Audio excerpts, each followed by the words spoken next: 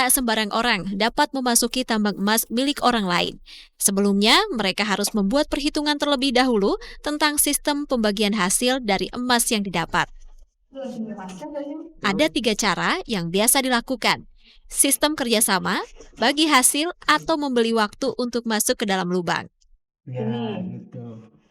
Ini Iya, itu. palunya berat. Ini termasuk yang enteng palunya. Kalau nggak berat, ininya nggak bisa keambil.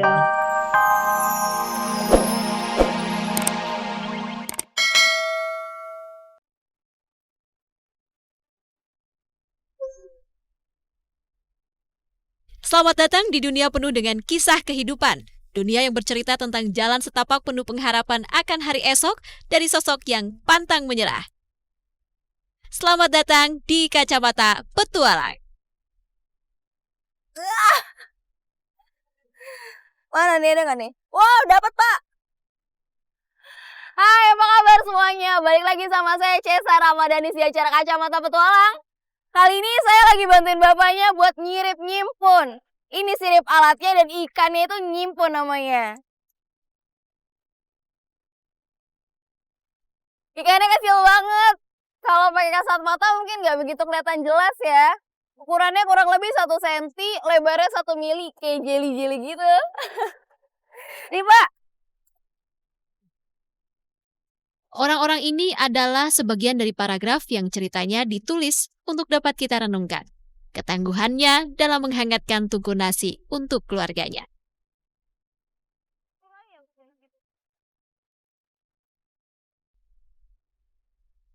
Oke, petualangan saya saat ini pun membawa saya ke sebuah kecamatan yang bernama Cisolok yang berada di Provinsi Banten. Assalamualaikum. Waalaikumsalam. Ini kita jadi berangkat. Jadi, ya mau ikut Ikut dong kalau Iya, gitu. Ayo, ayo. mau kemana? ke gunung. Yaudah, Iya. kita cus. Ini adalah Pak Mulyana, seorang penambang emas tradisional di tanah milik leluhurnya yang bersedia bercerita kepada saya bagaimana nyawanya digantungkan di depan pintu masuk goa tempat ia biasa menambang emas.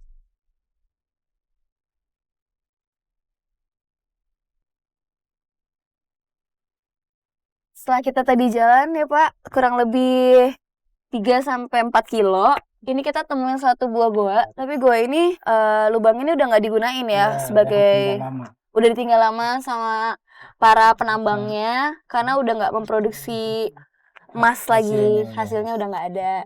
Kalau gitu kita langsung pindah tempat ke lokasi yang ada emasnya aja ya. Iya, ya.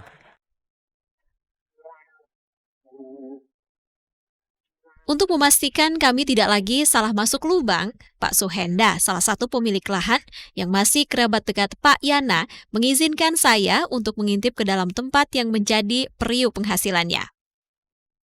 Ini kedalaman berapa nih? Kalau ini sih nggak terlalu dalam, paling ada 30 meteran. Wow, itu lumayan cukup dalam. Perlengkapan buat kita turun ke bawah apa aja nih? Senter, baterai gitu, baterai kayak ini. Palu pahat. Palu pahat. Iya. Oh, jadi kalau dibilang sebenarnya kalau akangnya lagi ke dalam, itu tuh sekalian proses mahat terus ya buat biar makin dalam setiap waktunya. Gitu. Ya, setiap Oh. masuk dikerjain. Oh ya udah kalau gitu kita langsung ke dalam ya. Ya udah aja. Oke. Silakan. Ini sih Pak. Yuk.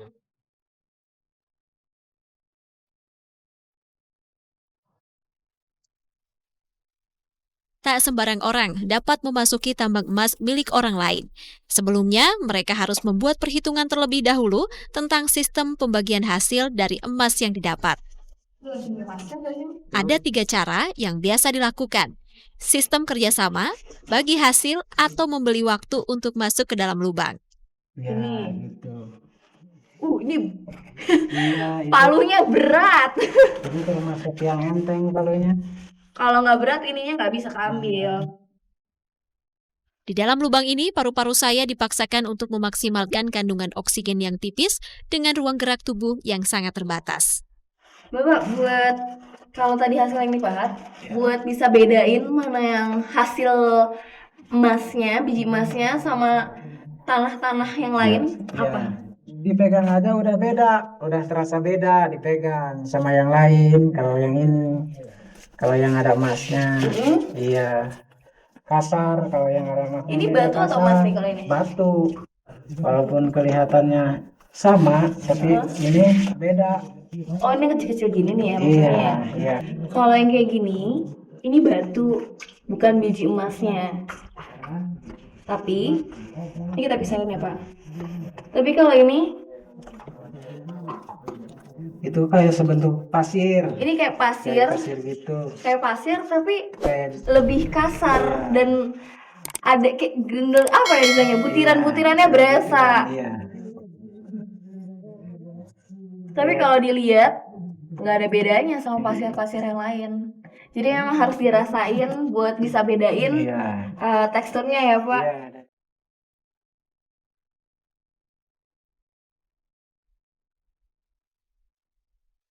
Setelah 1 jam tanpa sinar matahari, kami pun keluar dengan sekarung bebatuan yang mungkin saja mengandung emas. Gimana Neng, capek? Enggak sih sebenarnya, cuman lebih ke udaranya aja kali ya. Jadi Iya. agak susah mendapatkan oksigen. Iya. Iya. Capek Malam kan ada lapar. lagi. Kita makan. Makan apa tuh? Makan nasi ya, nasi Nasi. ada. Oh, Nasi ada di sini makanan. Mau makan dulu? boleh, boleh. Potensi endapan emas terdapat hampir di setiap wilayah Indonesia. Sehingga keberadaan para penambang emas tradisional ini lumrah ditemukan di setiap daerah. Namun tentu saja dengan peralatan seadanya bahkan cenderung apa adanya, resiko yang menanti para penambang ini sangatlah besar. Ada bahayanya nggak sih Pak kalau Bapak sama Akang ini masuk ke dalam buat menambang? Namanya bahaya itu kan nggak tahu. Cuman kita jaga-jaganya ada cara-caranya gitu kita di dalam. Kan Gimana ada- sih untuk cara mencegahnya itu? Itu kan ada di dalam bisa pasangan-pasangan pakai gitu, kayu, pohon bisa di pakai dalam. kayu. Pakai Kalau bambu. yang ada mau roboh yang jatuh-jatuh, bisa Heeh. pakai kayu dipasangin. Kayunya jadi dibikin fondasi gitu Iya. ya? Iya, dibikin Oh gitu. gitu. Jadi semua yang masuk ke dalam itu pasti ada bahayanya, cuman tergantung niat dan menggunakan perlengkapan atribut lengkap juga untuk masuk ke dalam. Iya. Kalau gitu mau langsung lihat pengolahannya kayak apa? Oh ya udah, silakan. Kasih. Yap.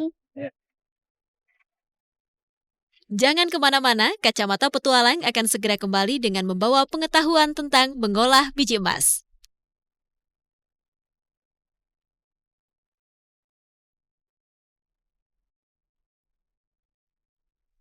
Tak seperti perusahaan penambang raksasa yang memiliki peralatan canggih, Pak Mulyana mengolah emas menggunakan sebuah mesin yang bernama gelundungan, sebuah alat sederhana yang telah berusia belasan tahun. Tapi sebelumnya, batu harus dihancurkan terlebih dahulu. Jadi sekarang kita mulai proses pengolahan nih Pak. Iya, Apa aja sih? proses numbuk dulu, ditumbuk dulu, dihancurin. Kalau udah hancur baru digiling. Digiling lagi. Kalau udah jadi, kalau udah dari turun digiling, Wah. Keluar api.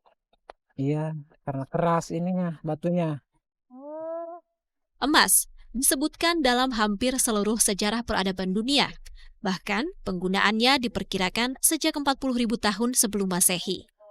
Nih, nyobain. Iya.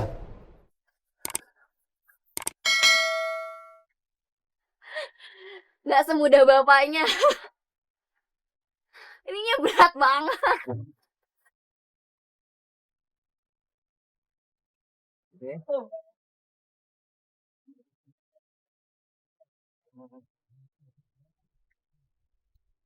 Teknik mendulang emas yang Pak Yana lakukan seperti ini berguna untuk mengetahui kandungan awal emas dari yang terperangkap dalam bebatuan.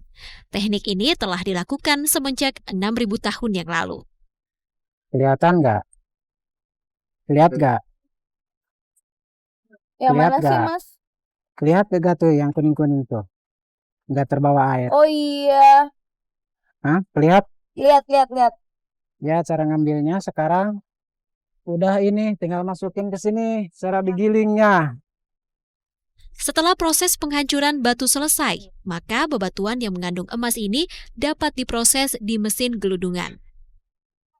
Nah, di mesin gelundungan ini harus dimasukin besi-besi ini dulu. Fungsinya adalah sebagai alat penghancur batu-batuan di dalam. Air raksa ditambahkan ke dalam setiap tabung.